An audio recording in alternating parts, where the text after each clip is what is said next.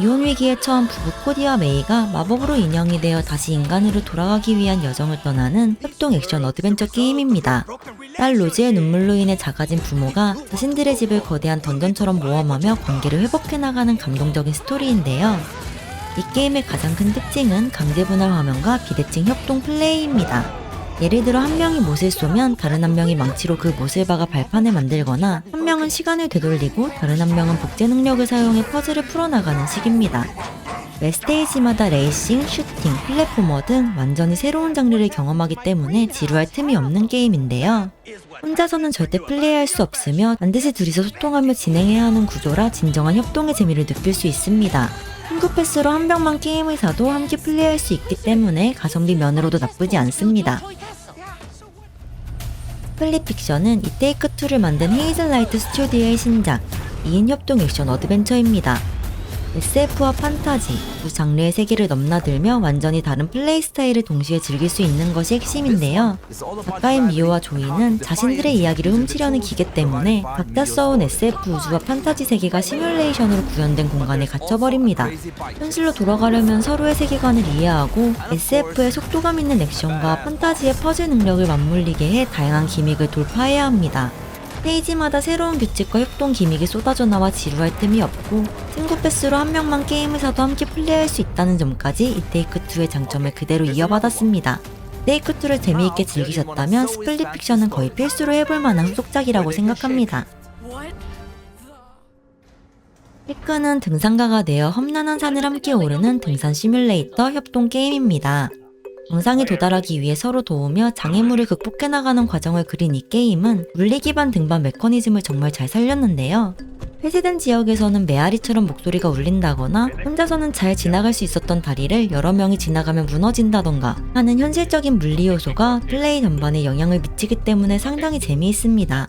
혼자서는 절대 오를 수 없는 구간이 있어서 한 명이 먼저 올라간 뒤 손을 내밀어 다른 사람을 끌어올리거나 한 명이 벽을 잡고 버티면 다른 한 사람이 그 사람을 발판 삼아 올라가는 식의 협동이 필수적인데요. 정말 이것저것 웃음벨인 게임이라 친구들과 웃으면서 할 협동 게임을 찾는다면 추천드립니다. 신비로운 루마 섬에 도착해 농사를 짓고 동굴을 탐험하며 섬의 비밀을 밝혀나가는 게임입니다. 평화로운 농장 생활과 던전 탐험이 자연스럽게 공존하는 독특한 구조로 섬 곳곳에 숨겨진 고대 유물과 퍼즐을 풀며 점점 더 깊은 곳으로 나아갈 수 있는데요. 플레이어는 요리사, 음료 제조사, 대장장이, 보석 세공사, 고고학자, 보물사냥꾼, 낚시꾼, 조선공과 같이 총 8가지의 직업 중 하나를 선택할 수 있어 친구들과 분업 플레이가 가능합니다. 예를 들어 한 명은 농부로 작물을 키우고 다른 한 명은 요리사로 그 작물로 던전 탐험에 필요한 버프 음식을 만들거나 모험을 나가는 친구가 가져온 광석으로 더 좋은 도구를 만들어주면 모두의 효율이 올라가는 식입니다. 이렇듯 직업별로 전문성을 키워가는 성장 구도를 갖추고 있고 거점을 지정해 직접 꾸미는 플레이까지 더해져 장기적인 플레이가 가능한 게임입니다. 스타듀밸리는 모두 다 알다시피 할아버지의 낡은 농장을 물려받은 주인공이 새로운 삶을 시작하는 힐링 게임입니다.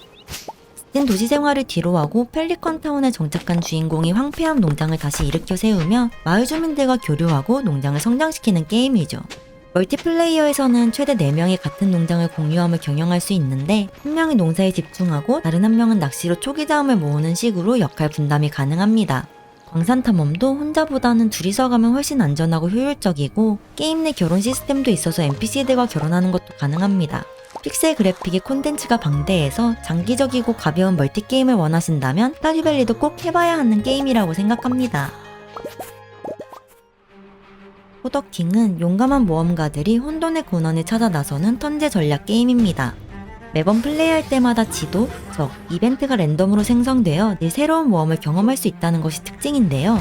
게임은 보드게임처럼 육각형 타일 위를 이동하며 진행하고 전투는 턴제 방식인데 공격할 때마다 주사위를 굴려서 성공 여부가 결정되는 독특한 시스템입니다. 플레이어들은 전사, 마법사, 사냥꾼 등 다양한 직업을 조합해 시너지를 만들 수 있고 1%의 확률로 높은 금액을 받고 50% 확률로 사망 같은 게임 내 도박 요소가 많아서 친구들과 서로 탓하고 웃고 떠들며 플레이하기 좋은 작품입니다. Are We There Yet은 최대 4인이 함께 즐기는 협동 파티 코옵 게임입니다. 플레이어는 캠핑카를 타고 온갖 사고가 터지는 로드트립에 나서 험난한 지형과 돌발 상황에 힘을 합쳐 돌파해야 합니다. 한 명은 운전을 맡고 다른 한 명은 원치 설치, 차량 수리, 연료 관리, 길 안내 등 각자 역할을 나눠 캠핑카가 전복되거나 길 한가운데에 멈추지 않도록 도와야 합니다.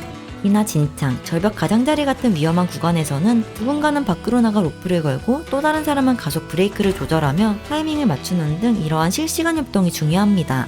게임 오버를 피하려면 캠핑카를 망가뜨리지 않고 코스를 완주해야 해서 소통과 팀워크가 제대로 맞지 않으면 늘 예기치 못한 나쁜 상황이 벌어지는데요.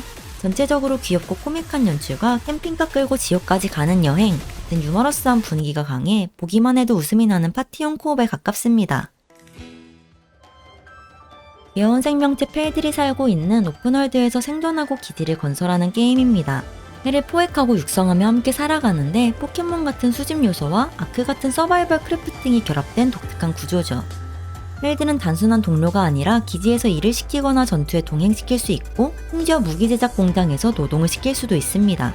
협동 플레이에서는 친구들과 함께 거대한 기지를 건설하고 역할을 분담할 수 있는데 한 명은 펠 포획에 집중하고 다른 한 명은 맵을 탐험하거나 또 다른 한 명은 기지 방어 시설을 구축하는 식입니다.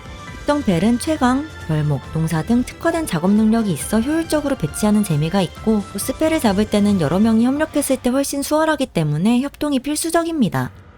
총기와 현대식 무기를 사용할 수 있다는 점이 다른 몬스터 수집 게임과의 차별점이고 귀여운 외형의 펠들과 하드코어한 서바이벌 요소의 대비가 독특한 매력인 게임입니다.